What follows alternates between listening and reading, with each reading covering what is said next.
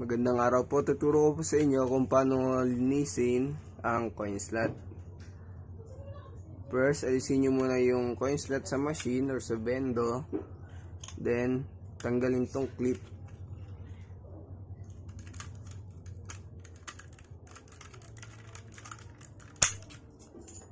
Pag naalis na po yung clip, ganito na siya.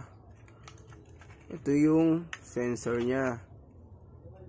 Papansin nyo, maalikabok na yan, kaya hindi na siya tumatanggap ng coins. Gagawin nyo, kuha kayo ng brush, pwedeng toothbrush, malambot lang. Then, kuskusin nyo lang. Pwede rin siyang hanginan para maalis yung alikabok.